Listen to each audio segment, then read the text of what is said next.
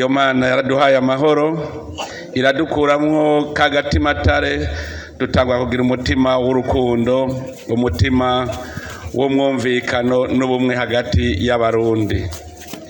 Uwo mwumvikano ubwo bumwe nibwo bwatumye abarundi babona ikiruta ikindi, barabona yuko hageze ko duhingura iyi si Imana yatugabiye. Turavuga tuti ivyo ari vyose umutahe turawufise, Imana irabitwereka. Turasanga Imana yaraduhaye ubwenge, iduha mbere n'ingoga zo gukora. None ubu turahimbawe ko dushitse kuri uyu munsi abarundi bafungura neza. Ivyo twarabibonye aho twaciye hose. Ubu umunwa uraronka ico ufungura, kandi vyose vyavuye mu ngoga n'amaboko yacu twebwe abarundi.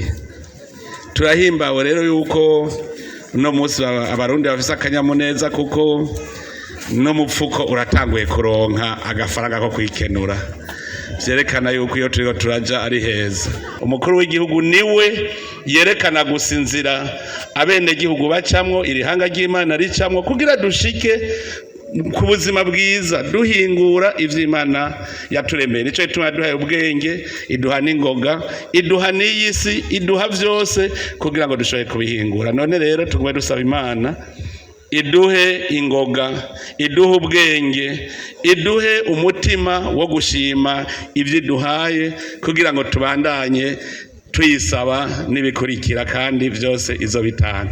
None rero turi mu ngoro yayo, dusabe, turanezerewe cyane ko abasaseredoti mwatwakiriye, kandi mugume mudusabira. Nta kindi dusaba twebwe, tubasaba igisabisho, kuko kurongora irihanga ntivyoroshe.